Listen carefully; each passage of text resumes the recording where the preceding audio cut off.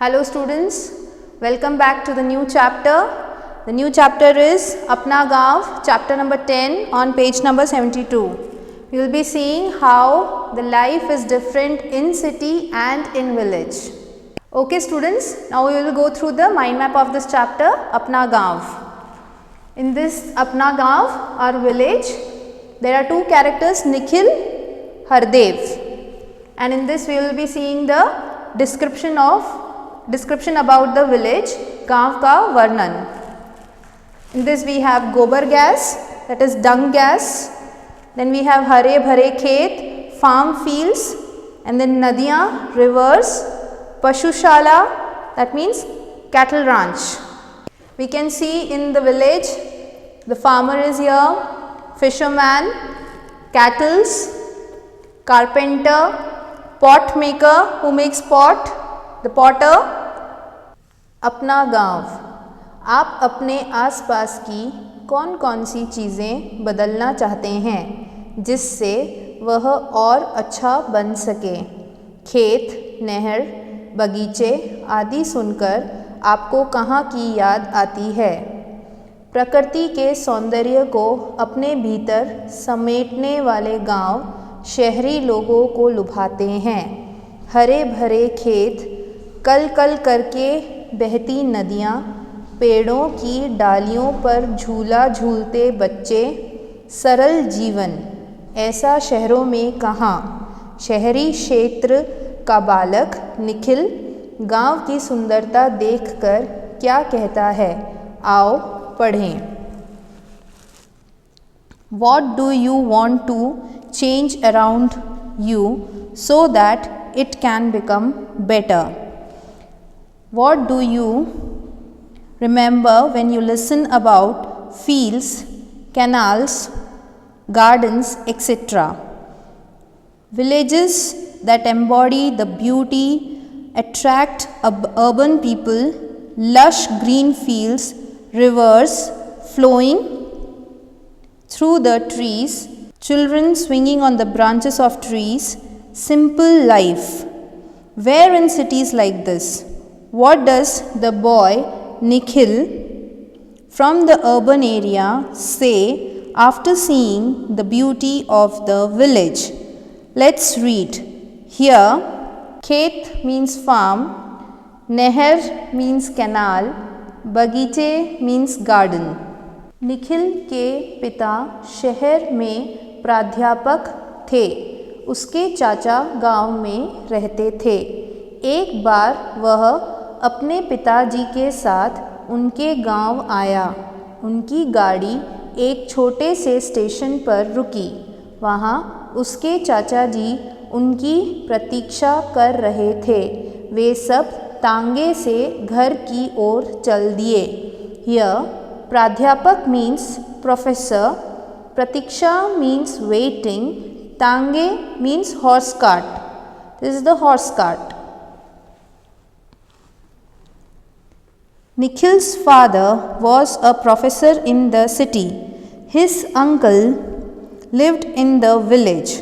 One day he came to village with his father.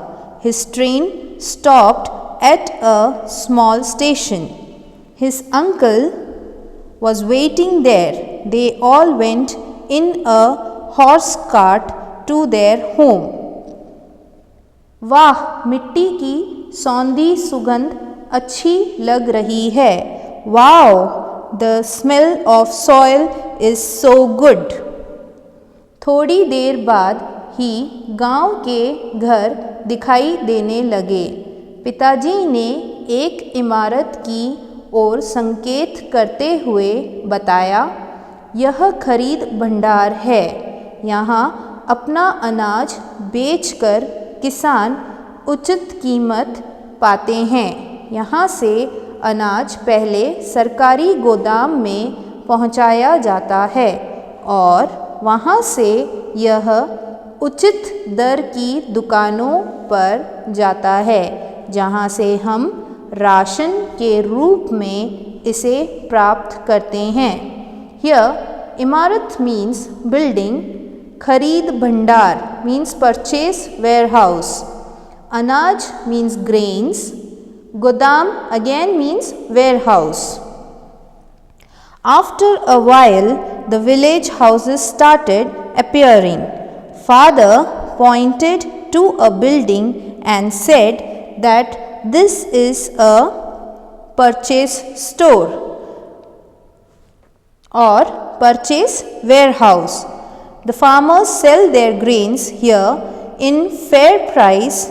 From here, the grains are sent to government warehouse, and from there it is sent to the shops of reasonable rates from where we get our ration. गांव की सुंदरता देखते हुए वे घर पहुंच गए। घर के आंगन का फर्श कच्चा था, लेकिन सफाई से लीपा गया था। चाची जी और उनके बेटे हरदेव ने पिताजी के पांव छूकर उनका अभिवादन किया। चाची जी ने उन्हें स्वादिष्ट छाछ पिलाई। छाछ पीकर निखिल हरदेव के साथ नहाने चला गया। हुर्रे, मज़ा आ रहा है। Here आंगन means courtyard, कच्चा means rough, अभिवादन means greeted or greetings, स्वादिष्ट means tasty, छाछ means buttermilk. They reached home seeing the beauty of the village. The courtyard of the house was rough but cleaned. Auntie and her son Hardev touched father's feet and greeted him. Auntie gave them delicious buttermilk. After drinking buttermilk, Nikhil along with Hardev went to take bath. Hurrah! I am enjoying. ठंडे पानी से नहाकर निखिल को ताजगी का अनुभव हुआ। फिर हरदेव निखिल को अपने खेत पर ले गया। वहाँ छोटी छोटी क्यारियों में भिंडी, करेले, टमाटर के पौधे लगे थे। लौकी की बेल पेड़ से लिपटी थी। निखिल ने नींबू के पेड़ का पत्ता तोड़कर सूंघा। उसमें से नींबू की सुगंध आ रही थी। क्यारियाँ देखकर उसने पूछा, भैया, हमारे घर के पीछे खाली पड़ी जगह में क्या हम सब्जियाँ उगा सकते हैं? हाँ हाँ, क्यों नहीं। Here ताजगी means fresh. छोटी क्यारियाँ means small beds. भिंडी means lady finger. करेले means bitter gourd. टमाटर means tomato. नींबू means lemon. सब्जियाँ means vegetables. After taking cold water bath, Nikhil was feeling fresh. Then Hardev took Nikhil to his farms. In the small beds there were ladyfinger, bitter gourd, tomato plants. The gourd vine was wrapped in a tree. Nikhil plucked the leaf from the lemon tree. From that, the smell of the lemon was coming. Look at the beds, he asked. Brother, can we grow vegetables in the empty space behind our house? Brother replied, Yes, yes, why not? वे आगे बढ़े। हरदेव ने बताया, आजकल बीज बोने का मौसम है, इसलिए किसान व्यस्त हैं। उधर धान के खेतों में धान के छोटे छोटे पौधे लगे हैं। जब ये थोड़े बड़े हो जाएंगे तो वे इन्हें फैलाकर पूरे खेत में लगा देंगे। वह देखो, किसान ट्रैक्टर और हल से खेत जोत रहे हैं। They moved forward. Hardev told, nowadays it is the season to sow seeds, so the farmers are busy. On the other side, there are small paddy plants in paddy fields. When they grow a little big, they will spread in the whole field. Look, farmers are plowing fields with tractor and plows. Here, beej means seed, मौसम means season, व्यस्त means busy, धान के खेतों means paddy fields, धान means grains, फैलाकर means spread. वे बातें करते करते बस्ती की तरफ आ गए. बस्ती means colony. अरे वह आपका विद्यालय है. हाँ, आसपास के गांवों के छात्र भी यहाँ पढ़ने आते हैं. While talking, they came towards the colony. Basti means colony.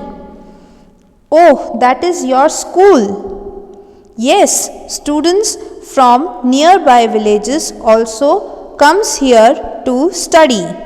लौटते समय निखिल ने पशुशाला देखी. उसमें कुछ गाय भैंसें बंधी थी.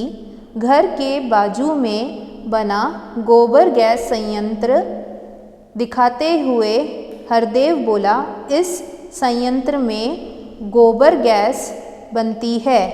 इस गैस के इस्तेमाल से अब रसोई में धुआं नहीं होता है, मक्खी मच्छर भी नहीं होते. तभी चाचा जी ने आकर कहा, जल्दी आओ, तुम्हारी चाची ने खाना तैयार कर दिया है.